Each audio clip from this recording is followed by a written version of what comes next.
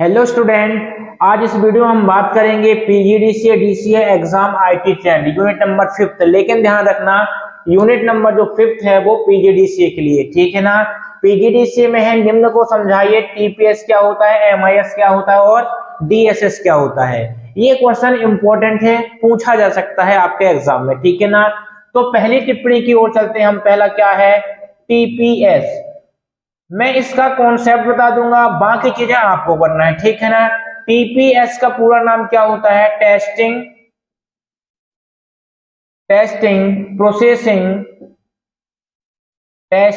Processing system. अब देखो, आपको ना यहां से जो इसका फुल फॉर्म है, इसी फुल फॉर्म से आपको पूरे के पूरे 10 पॉइंट बता दूंगा, ठीक है ना। टीपीएस का मतलब क्या होता है, टेस्टिंग प्रोसेसिंग सिस्टम। मतलब जो हमारा कंप्यूटर सिस्टम होता है वो किस प्रकार से प्रोसेस करता है, और उस प्रोसेस का टेस्टिंग करने के लिए जो एक तकनीक होती है उसे टीपीएस कहते हैं। क्या कहते हैं, उसे कहते हैं टीपीएस। मतलब हमारे सिस्टम में जो प्रोसेसिंग होती है, उस प्रोसेसिंग की टेस्टिंग करने के लिए जो एक तकनीकी या टेक्नोलॉजी का उपयोग किया जाता है उसे क्या कहा जाता है, टीपीएस कहा जाता है, ठीक है ना। अब बात करते हैं कि टीपीएस के जो महत्वपूर्ण पॉइंट है, मतलब क्या क्या टेस्टिंग कर सकता है, वो निम्न प्रकार का हो सकता है। पहले बात करते हैं शुद्धता की, ठीक है ना। शुद्धता का मतलब क्या होता है कि आपके सिस्टम में क्या शुद्ध है, क्या क्वालिटी है, ठीक है ना। एक्चुअली में जो टीपीएस होता है वो क्वालिटी को भी चेक करता है। क्या करता है, क्वालिटी को भी चेक करता है, ठीक है ना। तो पहला आएगा शुद्धता। आपके सिस्टम में कितनी शुद्धता है, कितनी रिलायबिलिटी है, ये सब कौन चेक करता है, टीपीएस करता है। ओके, इसके बाद आता है विश्वसनीयता। विश्वसनीयता ये क्या होता है, ये होता है कि आपका सिस्टम प्रोसेसिंग करते करते हैंग तो नहीं कर गया, कितना शुद्ध 100% रिजल्ट देता है, वो होती है विश्वसनीयता। या जो भी रिजल्ट देता है वो रिजल्ट एक्चुअल रूप में सही दे रहा है या गलत दे रहा है, ठीक है। सही दे रहा है तो इस सिस्टम के प्रति हमारी टीपीएस और विश्वसनीयता बढ़ेगी, नहीं तो आपकी विश्वसनीयता क्या हो जाएगी, खत्म हो जाएगी, ठीक है ना। फिर इसी में डेटा की वैलिडिटी चेक करता है, या डेटा की उसको वैधता बोलते हैं, कि यदि हमारे सिस्टम में जो भी डेटा है वह डेटा वैध है या वैलिड है या नहीं है, एक्सपायर होगा तो डिलीट कर दो। मतलब सिस्टम का पूरा मेंटेनेंस बनाने का काम किसका होता है, टीपीएस का होता है।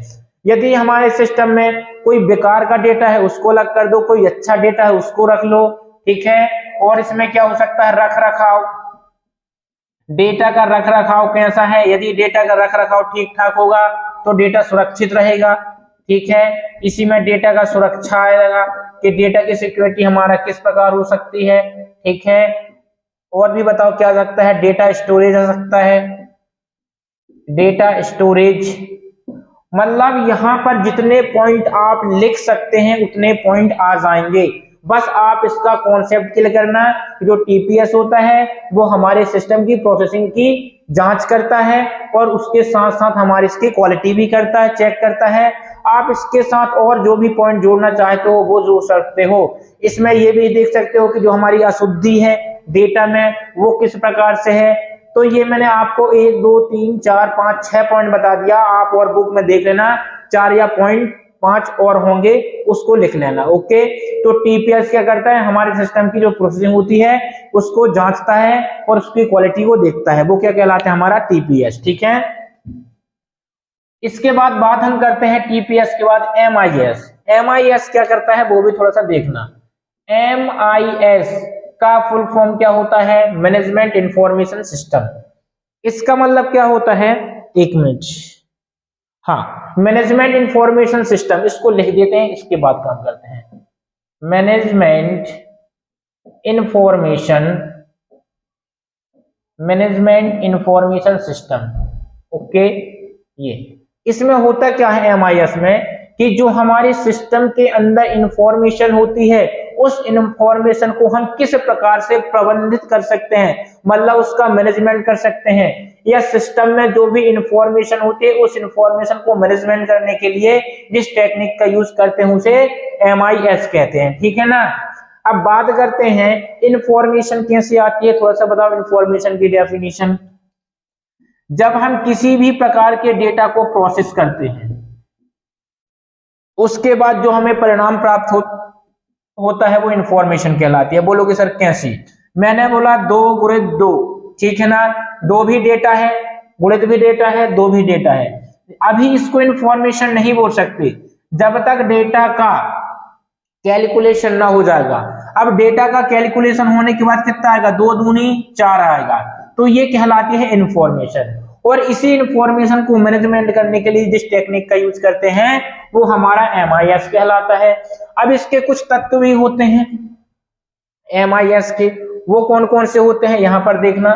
जैसे हम इसमें कुछ लिख सकते हैं, डेटा को स्टोरेज करना, डेटा को स्टोरेज करना, इसी में हो जाएगा डेटा को प्रोसेस करना, डेटा को प्रोसेस करना, और इसी में हो जाएगा जानकारी प्रदान करना, जानकारी प्रदान करना, ओके,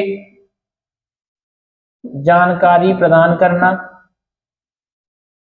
और इसी में हो सकता है निर्णय लेने में मदद करना, निर्णय लेने में मदद करना, ठीक है। तो MIS से रिलेटेड कुछ पॉइंट मैंने लिखा। जैसे MIS क्या करता है? डेटा को स्टोरेज करता है, और डेटा को प्रोसेस करने के बाद जो भी जानकारी आती है उस जानकारी को क्या करता है? मैनेज करता है, ठीक है ना। और जानकारी प्रदान करना, जो भी हमारे सिस्टम में जानकारी है उस जानकारी को आप तक प्रोवाइड करने का काम भी किसका होता है? MIS का होता है, ठीक है ना। निर्णय लेने में मदद करना, निर्णय लेने का मतलब क्या होता है? जैसे मैं बोलता हूं कि आपके सिस्टम में कितना डेटा है, उस डेटा के अकॉर्डिंग हम कौन सा और आगे कदम उठा सकते हैं, नहीं उठा सकते हैं, या फिर उस डेटा के अनुसार काम करेंगे तो हमको लाभ होगा, प्रॉफिट होगा, लॉस होगा। इस हिसाब से हम उस डेटा को देखकर निर्णय ले सकते हैं, ठीक है ना। तो आपको समझ में आएगा TPS क्या होता है और MIS क्या होता है। इसके बाद आता है DSS का मतलब होता है डिसीजन सपोर्ट सिस्टम। इसका मतलब क्या होता है? जो TPS और MIS दोनों मैनेजमेंट करने के बाद जो भी हमको रिजल्ट निकलता है उस रिजल्ट को देखकर DSS क्या करता है? हमको निर्णय लेने में मदद करता है। डिसीजन सपोर्ट सिस्टम कि हमने टेस्ट किया, टेस्ट करने के बाद सिस्टम को हमने पूरा TPS किया, TPS करने के बाद सिस्टम को हमने MIS किया कि सिस्टम में जो भी जानकारी होती है उसको मैनेजमेंट किया। मैनेजमेंट करने के बाद जब फाइनल रिजल्ट निकला तो DSS क्या करता है? इन दोनों को देखने के बाद हमको क्या करता है? रिजल्ट प्रोवाइड करता है कि भाई आप डिसीजन ले सकते हो, ठीक है ना।